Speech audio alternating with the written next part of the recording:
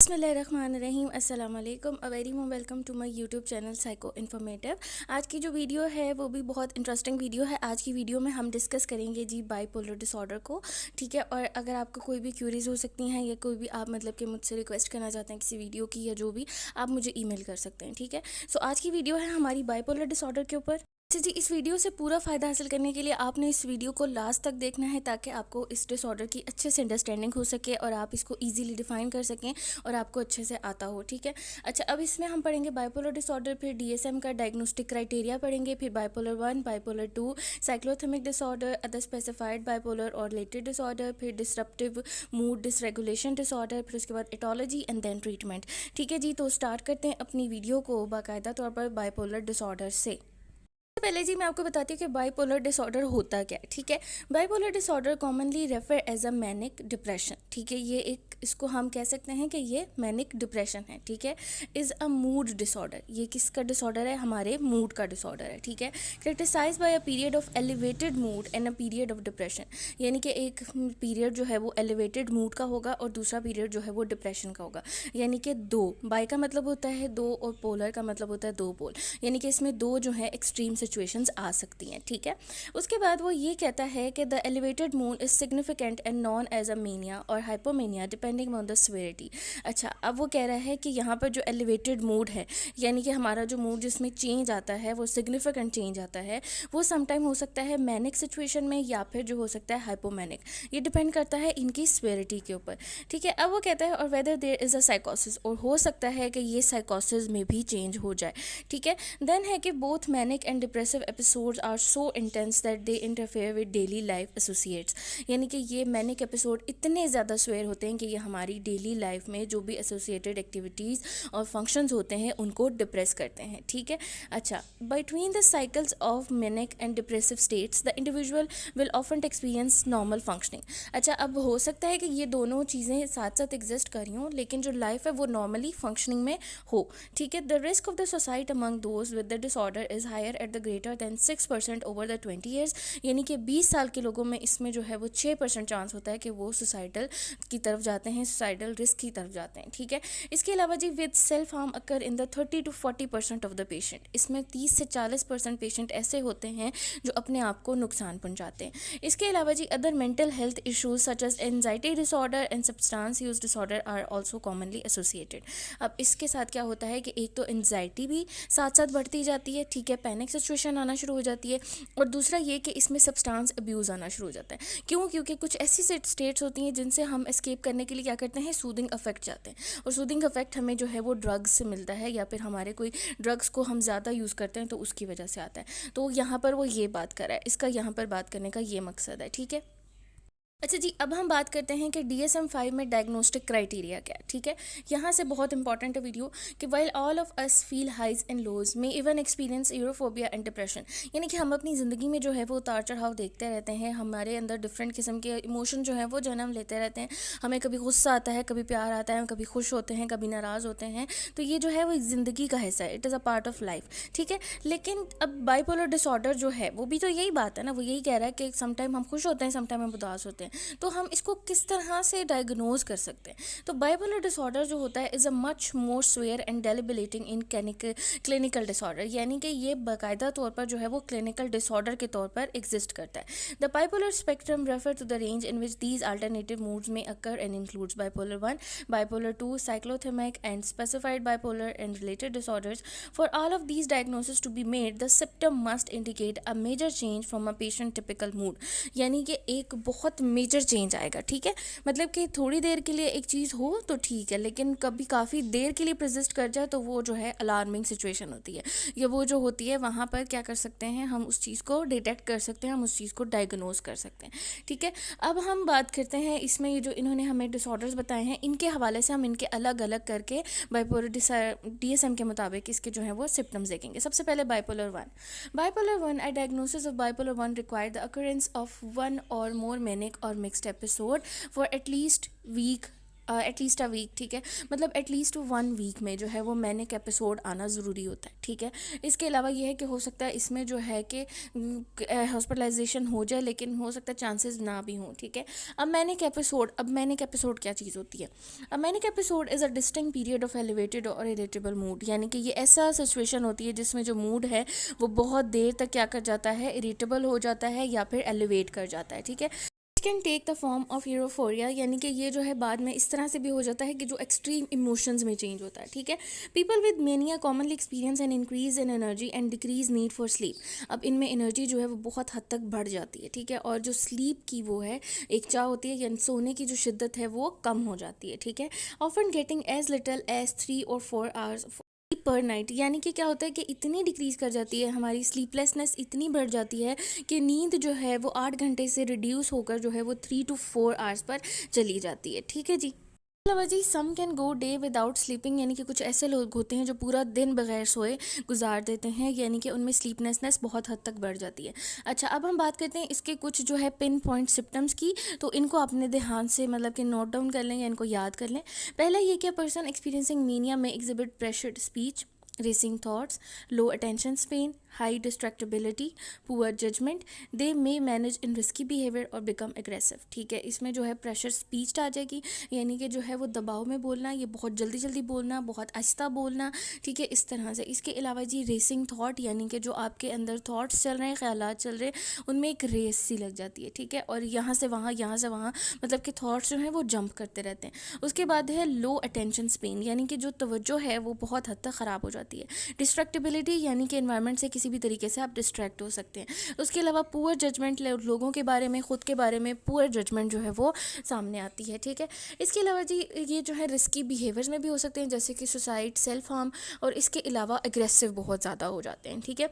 As mania become more severe, individual begin to behave erratically and impulsively, यानी कि जैसे जैसे ये बिहेवियर बढ़ते जाते हैं, स्वेयर होते जाते हैं, तो बंदे के अंदर जो है वो चिड़चिड़ापन भी बढ़ता जाता है, और इसके अलावा जो है वो एक सख्ती सी भी आना शुरू हो जाती है, ठीक है। Often making poor decision due to the unrealistic ideas about the future, और जो है वो डिसीजन मेकिंग में भी इफेक्टिव आएगी, वो भी जो है वो इफेक्टिवनेस उसमें आ जाएगी, वो ख़राब हो जाएगी, ठीक है, अफेक्ट होगी वो भी। इसके अलावा जी many people experiencing psychotic symptom, और कुछ ऐसे होते हैं जिनको जो है वो इतने ज़्यादा स्वेयर सिम्टम आते हैं कि वो साइकोटिक सिम्टम्स में चेंज हो जाते हैं, ठीक है जी। अब बात करते हैं मिक्स्ड एपिसोड की, कि मिक्स्ड एपिसोड क्या चीज़ है। A mixed episode is a condition during which a symptom of mania and depression occur spontaneously, यानी कि मीनिया और डिप्रेशन जो है वो साथ साथ अक्कर करेंगे। 1 मिनट में अगर आपको मीनिया हो रहा है तो नेक्स्ट टाइम में आपको क्या होगा, डिप्रेशन होना शुरू हो जाएगा, ठीक है। Typical example of including weeping during mania episode, experiencing racing thought during a depressive episode, ठीक है। एक टाइम आप जो है वो वीपिंग सिचुएशन में है और साथ ही आपके जो बाद वो है ना, मतलब कि थॉट्स उनमें रेसिंग स्टार्ट होगी, तो ये क्या है, हमारे अंदर वो है डिप्रेसिव और जो मतलब कि मेनिक एपिसोड है वो दोनों साथ साथ आ रहे हैं, ठीक है जी। उसके बाद ये बात है कि और thinking grandiose thoughts while at the same time feeling like a failure, ठीक है। एकदम में आपको जो है वो अपने आप को बड़ी चीज़ समझने लग जाए और दूसरे टाइम में आपको लगे कि आप बहुत बड़े लूज़र हैं, आप बहुत बड़े फेलियर हैं, मतलब, ठीक है। उसके बाद है mixed states are often most dangerous period of the mood disorder during which the risk of substance abuse, panic disorder, suicide attempt and other complication significantly increase. जाहिर बात है जब मूड जो है वो 1 मिनट भी नहीं लगेगा चेंज होने में, तो जो चीज़ें हैं हमारी लाइफ को अफेक्ट करने वाली, जिसमें हम कह सकते हैं कि पैनिक डिसऑर्डर आ सकता है, सब्सटेंस अब्यूज़ आ सकता है, सुसाइडल अटेम्प्ट आ सकती हैं, ये बहुत सिग्निफिकेंटली हद तक बढ़ जाते हैं, ठीक है। मतलब एक टाइम आपको खुशी महसूस हो रही है, अगले पर में आपको एक्सट्रीम डिप्रेशन महसूस हो रहा है, तो सारी बात है आपको क्या होगा कि सुसाइडल अटेम्प्ट के थॉट्स आएंगे। उसके बाद हम बात करते हैं मेजर डिप्रेसिव एपिसोड्स की, ठीक है। अब डिप्रेसिव एपिसोड्स में क्या होता है कि major depressive episode is not required for diagnosis of bipolar 1, यानी कि ये ज़रूरी नहीं है कि इसको जो है वो देखा जाए या ये होंगे तो हम इसको डायग्नोस कर सकते हैं, ठीक है, बट इट्स अकर फ्रिक्वेंटली, यानी कि ये फ्रिक्वेंटली जो है वो होते रहते हैं। The depressive phase include persistent feeling of sadness, anxiety, guilt, anger, isolation, hopelessness, disturbance in sleep, appetite, loss of interest, fatigue, unusual enjoyable activities, problems concentrating, loneliness, self-loathing, apathy and indifferences। यानी ये सारी चीज़ें जो हैं जिनका नाम मैंने अभी लिया आपके सामने, ये सारी डिप्रेशन में होती हैं, ठीक है। और मतलब यही डिप्रेशन के की पॉइंट्स हैं जिनके ऊपर हम डिप्रेशन को डायग्नोस करते हैं, तो ये सारी चीज़ें जो हैं वो अक्कर होती हैं। अब मेजर डिप्रेसिव एपिसोड जो है अगर वो प्रजिस्ट परसिस्ट कर जाता है एटलीस्ट 2 वीक के लिए, तो जो है वो मतलब कि डायग्नोजेबल हो जाता है। ठीक है, अब हम इसके बाद बात करते हैं बाइपोलर 2 की। बाइपोलर 2 जो है वो थोड़ा सा डिफरेंट है बाइपोलर 1 से। किस तरह के, in order to bipolar 2 be diagnosis the person must have be experience a full manic episode, however one or more hypomanic episode and one or more major depressive episodes are required to merit diagnosis. अब इसमें जो है वो ज़रूरी नहीं होता कि manic episode ही आए, इसमें क्या होता है कि हाइपोमैनिक एपिसोड्स भी आ सकते हैं, यानी कि थोड़े से माइल्डर मतलब सिचुएशन में या मॉडरेट सिचुएशन में बंदा आ सकता है। ठीक है, अच्छा अब इसमें क्या होता है कि hypomanic episodes are a mild version of mania defined by a mild or moderate elevated mood, optimism, speed of speech या pressure of speech or activity और decreased need for sleep। यानी कि जो सिम्टम हम बाइपोलर 1 में पढ़ के आए हैं वो सारे सिम्टम जो है वो माइल्ड और मॉडरेट हो जाएंगे, मतलब कि वो दरमियाने उस पर आ जाएंगे, लेवल पर आ जाएंगे। अब इस डिसऑर्डर की सबसे बड़ी मतलब कि खामी क्या होती है, इसको डायग्नोज करना काफ़ी मुश्किल क्यों हो जाता है, इसलिए कि जी hypomanic does not exhibit functioning as a mania does, यानी कि ये इतनी ज़्यादा फंक्शनिंग को डिस्टर्ब नहीं करता जितना कि मैनिक एपिसोड करता है। ठीक है, may have even increase productivity, बजाय इसके कि ये हमें अफेक्ट करे, ये हमारी प्रोडक्टिविटी को इंक्रीज़ कर देता है, हमारी एनर्जी को इंक्रीज़ करता है कि हम एक प्रोडक्टिव मैनर में जो है वो काम करते हैं। ठीक है, अब इसको डायग्नोज करना क्यों मुश्किल है। Bipolar 2 can be difficult to be diagnose because the hypomanic episode may simply appear as a period of successful high productivity, यानी कि ये ऐसे टाइम में होते हैं जहाँ पर हम हाईली सक्सेसफुल प्रोडक्टिविटी दे रहे होते हैं, या हम उस सिचुएशन को ऐसे समझते हैं कि हम इस सिचुएशन में बिल्कुल एक्यूरेटली जो है वो काम करें, या एक्यूरेटली हम इस सिचुएशन को हैंडल करें। ठीक है, अच्छा अब hypomania also be tend to reported less frequently than are distressing crippling depression. So people with bipolar 2 are often misdiagnosed या disdiagnosed with the major depressive disorder, यानी कि ये जो सिचुएशन होती है ये थोड़ी सी मिक्सड अप हुई होती है। ठीक है, इसमें डिप्रेशन के भी बहुत ज़्यादा होते हैं चांसेस, मतलब डिप्रेशन की भी वो मतलब अमाउंट ज़्यादा हो रही होती है, इसके अलावा सम टाइम जो है वो हाइपोमैनिक कंडीशन हो रही होती है, तो जिसकी वजह से इसको जो है वो हम डायग्नोज नहीं कर सकते, मतलब कि ये इस तरह होता है कि नॉर्मल फंक्शनिंग भी हम इसी तरह कर सकते हैं। उसके बाद हम बात करते हैं जी साइक्लोथिमिक डिसऑर्डर की। Cyclothymic disorder is a milder version of bipolar, ये बहुत ही माइल्डर वर्जन होता है बाइपोलर का। ठीक है, अब diagnosis required that a person experience hypomanic episode with a period of milder form of depression. अब हाइपोमैनिक एपिसोड भी होंगे, उसके साथ बहुत कम जो है वो सिग्निफिकेंट या मतलब कि लेस सिग्निफिकेंट अमाउंट का जो है वो डिप्रेशन भी होगा। नोइंग एज द डायस्थीमिया, डायस्थीमिया जो है वो एक ऐसा डिप्रेशन या ऐसा डिप्रेशन की स्टेट होती है जो कि 2 साल तक हमारे अंदर एग्जिस्ट करती है और वो बहुत परसिस्टेंट होती है। ठीक है, तो ये यहाँ पर भी इसकी जो कंडीशन है वो 2 ईयर्स ही डाली गई है। ठीक है, नीदर द हाइपोमैनिक और dysthymic episode can meet the criteria bipolar 1 और बाइपोलर 2, यानी कि जो हाइपोमैनिक और मैनिक कंडीशन है बाइपोलर 1 और बाइपोलर 2 में वो भी एग्जिस्ट करना ज़रूरी होती हैं। ठीक है, there are low grade of cycling of the mood which is typically appear to be observer as a personality trait and interfere with the functioning, यानी कि जो इसमें हमारे पास मूड में प्रॉब्लम्स या चेंजेस आते हैं वो एज अ पर्सनैलिटी ट्रेट्स देखे जाते हैं। ठीक है, वो पर्सनैलिटी के साथ इतने मर्ज हुए होते हैं कि हमारे लिए उसको डायग्नोज करना जो है वो काफ़ी मुश्किल होता है। लेकिन हम इसको किस तरह डायग्नोज कर सकते हैं कि हम इसके डिप्रेसिव एपिसोड को देखेंगे कि डिप्रेसिव एपिसोड जो है अगर वो 2 साल तक है, 2 साल से आ रहा है, तो हम इसको डायग्नोज कर सकते हैं। ठीक है जी, नेक्स्ट हमारा जो डिसऑर्डर है वो है अदर स्पेसिफाइड बाइपोलर और रिलेटेड डिसऑर्डर्स। ठीक है, previously known as a bipolar disorder, no NOC not otherwise specified, this is a catch all categories that is diagnosed when the disorder does not fall within a specific subtype of bipolar. For example, if the time required for symptom are not meet but the symptoms are still progressive and disruptive, their disorder can still significantly empire and adversely affect the quality of life of the patient. ठीक है, अच्छा ये बहुत simple है, इसमें ये बात की गई है कि हमारे पास कुछ ऐसे सिम्टम्स होते हैं जो बहुत स्पेसिफाइड होते हैं। ठीक है, लेकिन उनकी ड्यूरेशन जो होती है वो मीट नहीं कर रही होती, लेकिन फिर भी वो एग्जिस्ट कर रहे होते हैं। तो हम ऐसे पेशेंट को जो है वो किसके साथ डायग्नोज करेंगे, हम उसको करेंगे स्पेसिफाइड बाइपोलर के साथ। ठीक है, हम उसमें स्पेसिफायर्स लगाएंगे। हो सकता है कोई सिचुएशन हो सकती है, कोई मतलब की कंडीशन हो सकती है, या फिर कोई स्पेसिफिक चीज़ हो सकती है, या फिर मतलब कि इसमें सिवियरिटी भी हो सकती है, तो ये स्पेसिफाई मॉडिफायर्स के साथ जो है इसको किया जाता है। लेकिन क्या होता है कि ये जो मतलब कि मैं कह रही हूँ कि इसमें ड्यूरेशन हमारी जो है वो मीट नहीं करती, लेकिन सिम्टम्स होते हैं, ठीक है। अब वो सिम्टम्स बहुत ज़्यादा स्वेयर भी होते हैं और इतने ज़्यादा स्वेयर होते हैं कि वो जो है सिग्निफिकेंटली जो है हमारी जो डिफरेंट किस्म की फंक्शनिंग है उसको अफेक्ट ज़रूर करते हैं, ठीक है जी। अब नेक्स्ट जो डिसऑर्डर है वो है disruptive mood dysregulation disorder. Not officially on the spectrum of bipolar disorder, the DSM-5 recently added the diagnosis of disruptive mood dysregulation disorder, यानी कि DMDD, psychiatric disorder mood disorder in childrens, यानी कि ये बच्चों में होता है, ठीक है। ये एक ऐसा साइकाट्रिक डिसऑर्डर है जो कि बच्चों में होता है, ठीक है। It is criticise by persistent irritability और एंग्री मूड विद रिकरेंट्स, यानी कि बार बार जो है वो बच्चे में गुस्सा आता है उसको, ठीक है, और उसमें इरिटेबिलिटी जो होती है, चिड़चिड़ापन जो होता है वो परसिस्टेंट होता है, यानी कि चिड़चिड़ापन रहता है लेकिन गुस्सा जो है वो बार बार आएगा, ठीक है। स्वेयर टेम्पर आउटबर्स्ट, यानी कि इतना ज़्यादा टेम्परामेंट लूज़ करते हैं बच्चे कि वो बहुत ज़्यादा स्वेयर रिएक्शन देते हैं, ठीक है। आपने काफ़ी सारे ऐसे बच्चे देखे होंगे और अब तो बहुत कॉमन है इस तरह के बच्चे हम आप आम देखते हैं, ठीक है। The symptom of DMDD resemble those for other childhood disorder, notably ADHD, इसके अलावा जी ODD और बाइपोलर डिसऑर्डर इन चिल्ड्रन, यानी कि ये 2-3 ऐसे डिसऑर्डर हैं जो कि इस डिसऑर्डर के साथ मिलते जुलते हैं, ठीक है। Children with DMDD at are risk of the depression in later childhood and adolescence, कहते हैं कि अगर एक बच्चे को ये बचपन में डिसऑर्डर होता है तो बहुत ज़्यादा चांसेस होते हैं कि उसको बड़े होते जो है वो डिप्रेशन का सामना करना पड़े, या जो डिप्रेशन है वो उसमें होगा, ठीक है। यानी कि 100% वो इस बात को मतलब कि कहते हैं कि 100% चांस है। अच्छा जी, अब हम बात करते हैं इस डिसऑर्डर की एटोलॉजी के ऊपर। अगर हम बात करें इसकी एटोलॉजी के ऊपर तो इट इज़ एस्टिमेटेड दैट रफली 1% of the adult population suffer from bipolar 1, ठीक है। यानी कि दुनिया की आबादी के 1% लोग जो हैं वो बाइपोलर 1 का शिकार होते हैं, ठीक है।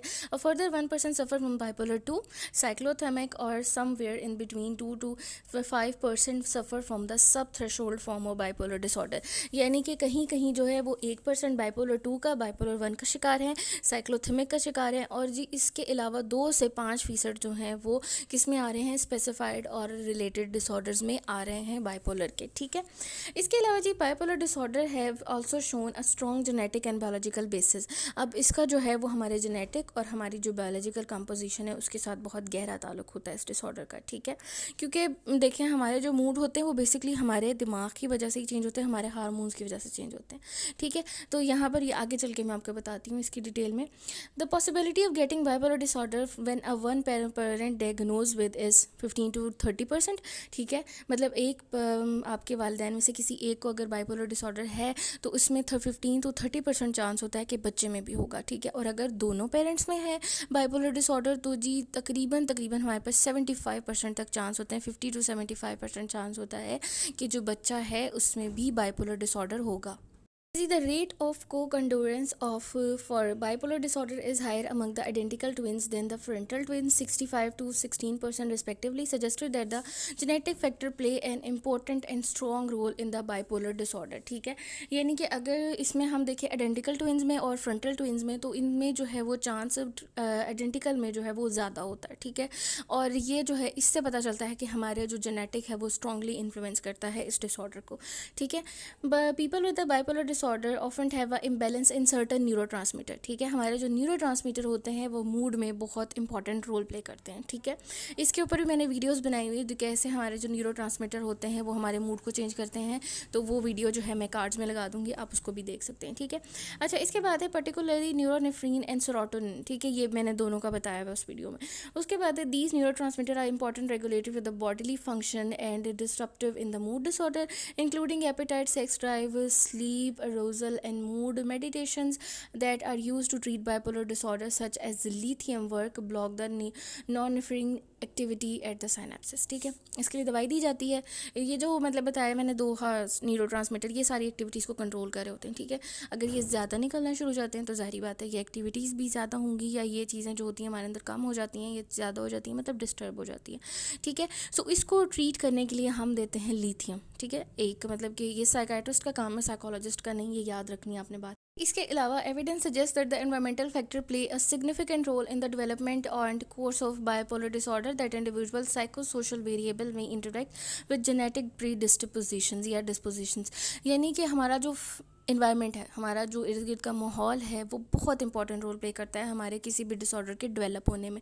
ये बात आपने हमेशा याद रखनी है, क्योंकि डिफरेंट किस्म के हम लोगों से मिलते हैं और उनकी जो बातें होती हैं, आपको पता है कि लोग क्या कहेंगे वाला जो जुमला है वो काफ़ी लोगों की ज़िंदगी तबाह करता है, ठीक है। और यही बात हम मेंटल उसमें हेल्थ में भी पढ़ते हैं कि कुछ चीज़ें ऐसी होती हैं, कुछ बातें ऐसी होती हैं जो हमारे दिमाग से नहीं निकल पाती और वो हमारे दिमाग में इतनी बुरी तरह से स्टक करती हैं कि वो एक तो हम जेनेटिकली ही उस चीज़ के वल्नरेबल हैं, और दूसरा कुछ लोगों की बातें या कुछ लोगों के तंज ताने गुस्सा, ये सारी चीज़ें हमारे अंदर मिक्सअप होकर हमें एक बहुत ही जो है वो मेंटल पैनिक सिचुएशन में लेके जा सकती हैं। In the structure and the function of certain brain circuit would underlies bipolar disorder. MRI reports significantly difference in the brain composition between the individual with the bipolar disorder and individual without. यानी कि हमारे brain की जो different compositions हैं वो change होती रहती हैं इसमें, और जिसकी वजह से हमारा जो मूड है वो बहुत ही ज़्यादा जो है वो चेंज होता है, ठीक है। अब एक पिक्चर मैं आपको स्क्रीन पे शो करूँगी। पिक्चर है आप स्क्रीन पर देख रहे हैं, इसमें एक एमआरआई जो है वो नॉर्मल की है, एक ओसीडी की है, एक बाइपोलर की है और एक डिप्रेशन की है। अब आप सारों में से कंपेयर करें तो बाइपोलर डिसऑर्डर वाली जो एमआरआई है उसमें बहुत ज़्यादा जो है वो वेरिएशन है, बहुत ज़्यादा जो है वो मतलब कंपोजिशन चेंज हो रही है, ठीक है। तो अच्छा, अब इसमें नीचे पढ़ लेते हैं क्या लिखा है कि MRI studies indicate that many compositional difference between the brain of individual with bipolar disorder individual without, ठीक है। ये बात हमें साफ नज़र आ रही है। This support the idea that the bipolar disorder is confluence of both environment and biological factors, ठीक है। हमारे अंदर ये दोनों चीज़ें बहुत इंपॉर्टेंट होती है बाइपोलर डिसऑर्डर को डेवलप करने में, कि हमारे जेनेटिक्स और इसके अलावा जी हमारे जो भी कोई इन्वायरमेंट होता है वो इसको डेवलप करने में बहुत इंपॉर्टेंट रोल प्ले करता है, ठीक है।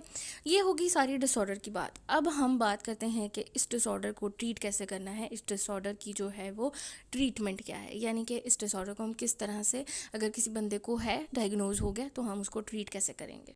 जी, bipolar disorder is often treated with the mood stabiliser medications and psychotherapy, ठीक है। इनको जो है मतलब कि साइकाट्रिस्ट क्या देते हैं, मूड स्टेबलाइजर ड्रग्स देते हैं, ठीक है। और इसके अलावा जी साइकोथेरेपी भी दी जाती है। Typically these two are used in the conjunction, यानी कि ये दोनों साथ साथ इस्तेमाल होती हैं। The medication with be best evidence thus for is lithium which is effective for many people in treating acute mania episode and prevent relapse, ठीक है। और other potentially effective medication including anticonvulsant and antipsychotics, ठीक है। मतलब कि ये कुछ ऐसी चीज़ें हैं जो कि साइकाट्रिस्ट देते हैं, कुछ ऐसे ड्रग्स हैं जो कि साइकाट्रिस्ट प्रिस्क्राइब करते हैं इनको, ठीक है। अच्छा, उसके अलावा जी हॉस्पिटलाइजेशन में भी required specially with the manic episode present in the bipolar 1। अगर मैनिक एपिसोड बहुत ज़्यादा स्वेयर हैं तो हॉस्पिटलाइजेशन की ज़रूरत भी पड़ सकती है, ठीक है। Hospital admission support service available in the including drop-in centers, visit from the member of community mental health team or assertive community treatment team, जी supported employment, patient lead supported group, intensive outpatient group, यानी कि ये सारी चीज़ें जो होती हैं ये बेसिकली जो है फलाह बहबूद के लिए की जाती हैं। जितने भी आप अजाइलम्स में जाएंगे या जितने भी आप इस तरह के हॉस्पिटल्स में जाएंगे, मेंटल हॉस्पिटल्स में, तो वहाँ पर ये सारी फैसिलिटीज़ जो होती हैं वो अवेलेबल भी होती हैं, ठीक है जी। अच्छा, अब हम बात करते हैं साइकोथेरेपी की, यानी कि हम किस तरह से एज अ साइकोलॉजिस्ट कौन कौन सी थेरेपीज़ यूज़ करके बाइपोलर डिसऑर्डर को ट्रीट कर सकते हैं। Psychotherapy is aimed at the elevation core symptoms, यानी कि जो कोर सिम्टम होते हैं उनको जड़ से निकालना है साइकोथेरेपी के जरिए, ठीक है। कैसे? Recognising the episode triggers, reducing negative expressed emotion in the relationship. पहली बात यह करनी है कि ट्रिगर्स को आइडेंटिफाई करना है कि कौन कौन से ट्रिगर सिचुएशंस होती हैं, कौन कौन सी चीज़ें होती हैं जो इस सारे मूड एलिवेशंस को ट्रिगर करती हैं, ठीक है। उसके अलावा जी जो नेगेटिव इमोशंस डेवलप हो जाते हैं उनको कोशिश करें कि वो पेशेंट जो है वो आपके सामने एक्सप्रेस कर दे। कौन से ऐसे थॉट्स और बिलीव हैं जो कि उसको इतना ज़्यादा डिस्ट्रेस में लेके जाते हैं। फिर इसके अलावा जी रिलेशनशिप्स जो होते हैं वो बहुत इंपॉर्टेंट होते हैं और उनकी वजह से जो है हमारे अंदर काफ़ी सारी चेंजेस भी आते रहते हैं, ठीक है।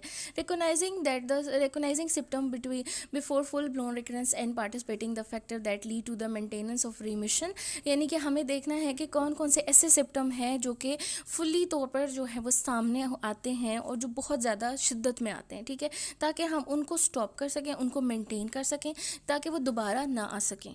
अब पहले तो हो गया कि किस तरह से हमने इस प्रॉब्लम को सबसे पहले जड़ से ख़त्म करना है, ठीक है।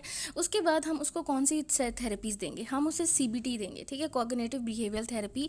इसमें क्या होता है कि हमने पहले पेशेंट की कॉग्निशंस को चेंज करना होता है, देन उसके बिहेवियर को चेंज करना होता है, ठीक है। फिर आता है जी फैमिली फोकस्ड थेरेपी। इसमें क्या होता है कि फैमिली मेम्बर्स के साथ जो है वो मतलब कि ट्रीटमेंट दी जाती है, थेरेपी दी जाती है। फिर जी साइको एजुकेशन बहुत इंपॉर्टेंट होती है। साइको एजुकेशन में क्या होता है कि हमने जो पेशेंट होता है उसको उस डिसऑर्डर के बारे में मतलब कि पूरा बताना होता है कि ये डिसऑर्डर क्या है, क्यों है और ये आपको हो रहा है, ठीक है। फिर इसके अलावा जी हमारे पास जो उसके पेशेंट के हमारे पास लोग आते हैं या फैमिली या रिलेशनशिप वाले, तो उनको भी क्या है साइको एजुकेट करना कि इसके साथ ये प्रॉब्लम है और इस प्रॉब्लम को आपने इस तरह से डील करना है। ये भी बहुत ज़्यादा इंपॉर्टेंट होता है, ठीक है, किसी भी डिसऑर्डर को ट्रीट करने के लिए।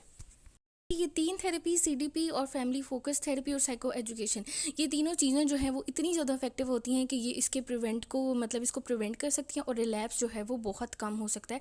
ये रिलैप्स जो है वो ख़त्म हो सकता है, मतलब दोबारा से ये डिसऑर्डर ना होने के चांसेस बढ़ जाते हैं। लेकिन एक बात याद रखें कि कुछ डिसऑर्डर जो होते हैं वो इतने सीवियर होते हैं कि उनको मेडिकेशन और साइकोथेरेपी दोनों से हल किया जाता है। जी मेरी आज की वीडियो, थैंक्स फॉर वॉचिंग। अगर आपका कोई क्वेश्चन है तो मुझे ज़रूर पूछिएगा, आप मुझे ईमेल भी कर सकते हैं। इसके अलावा जी जो कमेंट सेक्शन है उसमें भी आप मुझसे क्वेश्चन पूछ सकते हैं। थैंक यू सो मच, अपना बहुत सारा ख्याल रखिएगा। अल्लाह हाफ़िज़।